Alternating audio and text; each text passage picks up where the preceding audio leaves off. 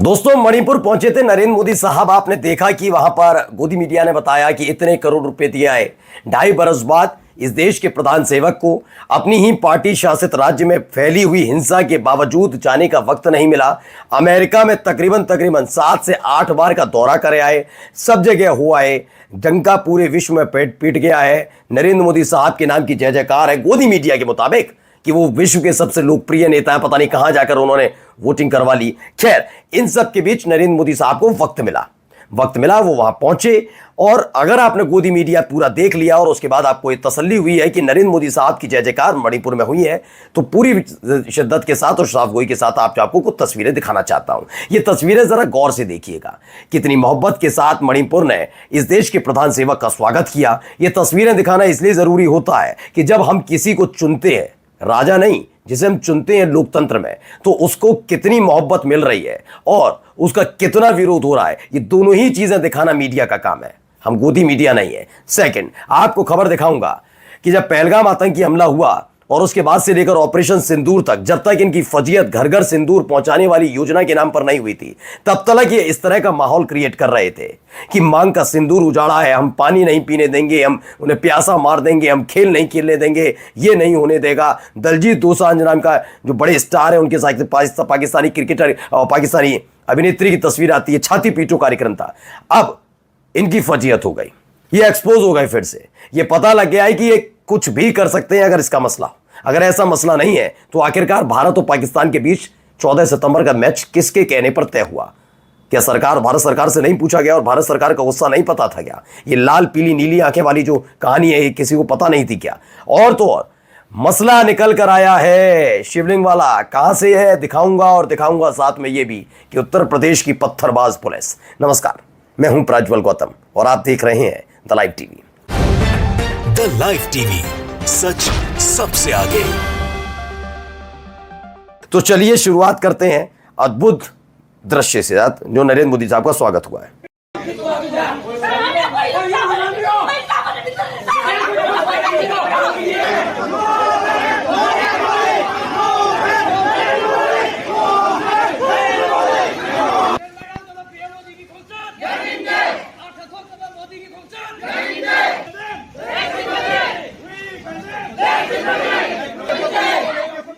तो ये मणिपुर में मोदी गो बैक के नारे लगे हैं।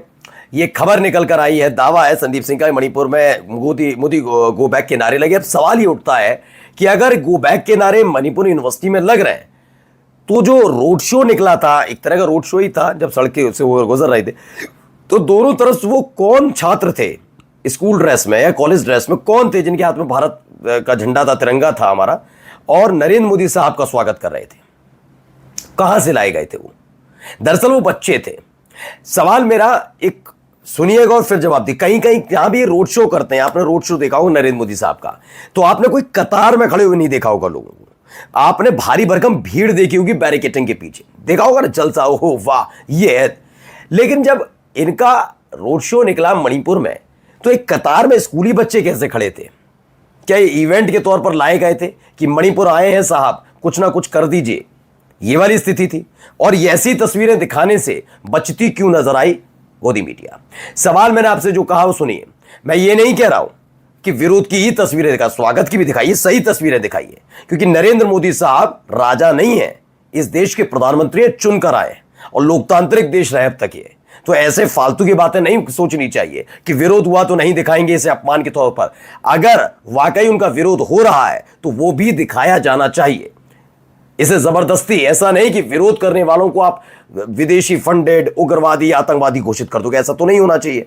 लेकिन इस देश की मीडिया ने किसानों को नहीं छोड़ा। वो किसान जो हमें खाना देता है, अन्न देता है, तो सोचिए इनको क्या छोड़ेंगे। खैर आगे देखिए, यहां पर भी नाराजगी व्यक्त की गई है, वीडियो देखिए।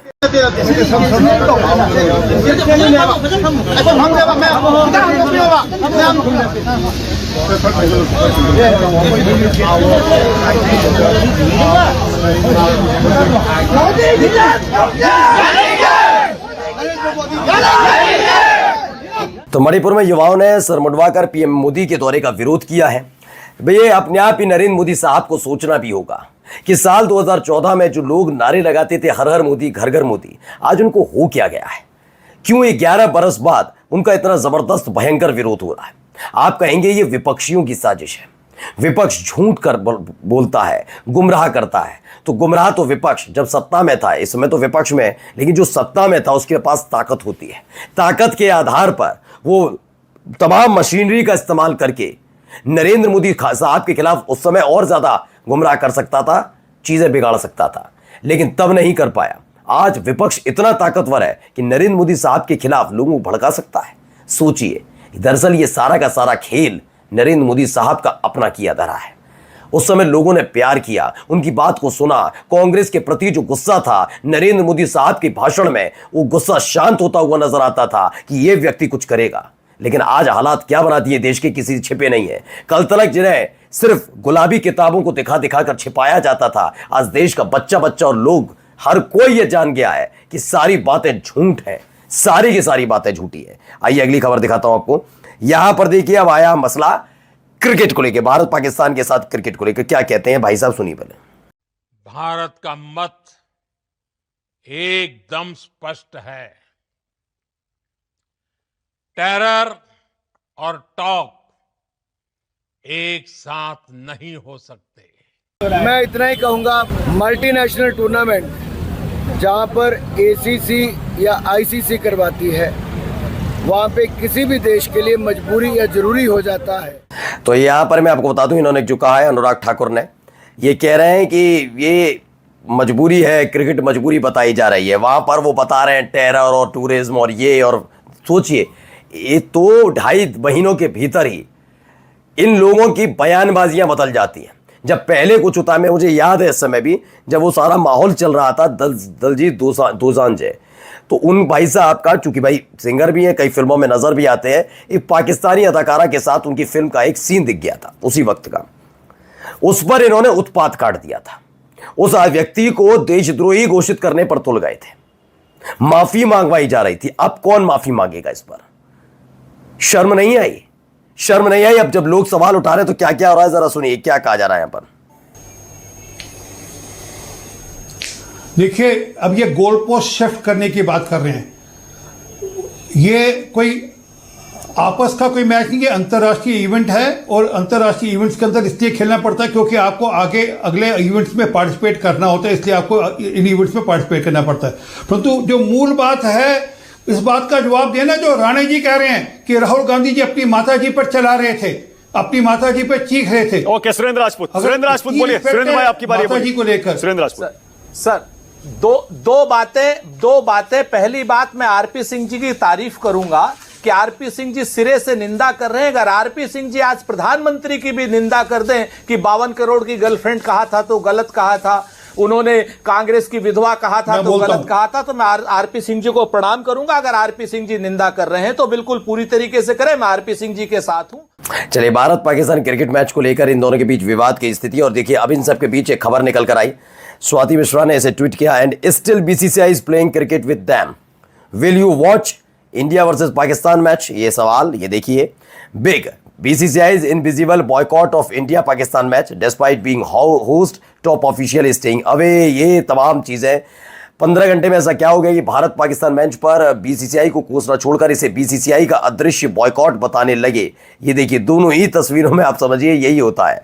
क्या कोई वजह दबाव डाला गया? अब जिनको आप दिन भर कहते हैं गद्दार, उन गद्दारों को जरा देख लीजिए, आपकी नजर में गद्दार जिन्हें आप गद्दार बताते हैं दिन रात कोस के, वो पार्टी के लोग क्या कर रहे हैं, जरा इस तस्वीर को देखिए। क्या कर लो, फोटो खींच लो, ये बैनर से थोड़ा पीछे रहो, चलो 5 लोग फोटो खींच ले, उनके पीछे उनको आगे कर ले। पाकिस्तान मुर्दाबाद, पाकिस्तान मुर्दाबाद, मुर्दाबाद, मुर्दाबाद। तो AIMIM कानपुर के हैं, यानी असदुद्दीन ओवैसी की पार्टी के लोग हैं, वो पाकिस्तान और आतंकवाद मुर्दाबाद का नारा लगा रहे हैं। और जो दिन रात इन्हीं लोगों को पाकिस्तान भेजने की बात करते थे, उनसे गलवहियाँ करने के लिए तैयार बैठे हैं। तो तय आप लोगों को करना है क्या सच? क्योंकि मैं कह रहा हूं ना, जब से राम मंदिर का शिलान्यास इन्होंने अशुभ मुहूर्त में किया है, तब तक जो ये दाव चलते हैं सब उलट हो जाता है। मान ही लेते उस समय शंकराचार्य की बात। चलिए, खबर आई है, विष्णु शंकर जैन है, वो कहते हैं इलाहाबाद हाईकोर्ट ने काशी विश्वनाथ में शिवलिंग की ASI जांच के आदेश दिए थे, ठीक है, लेकिन माननीय सुप्रीम कोर्ट ने इस पर रोक लगा दी। अगर वह शिवलिंग नहीं फवारा है तो उसकी जांच होनी चाहिए, और अगर हमने देश को गुमराह किया है तो ये सामने आ जाएगा। लेकिन इसकी जांच क्यों नहीं होने दे रहा है? क्योंकि सवाल यह है कि जिस दिन ये साबित हो जाएगा यह आदिशेश्वर का शिवलिंग है, वहां तुरंत पूजा शुरू हो जाएगी। ये बात विष्णु शंकर जैन कहते नजर आते हैं। चलिए, जाते जाते आपसे मैंने कहा था, देखिए उत्तर प्रदेश की पत्थरबाज पुलिस। रोकिए इनको, रोकिए।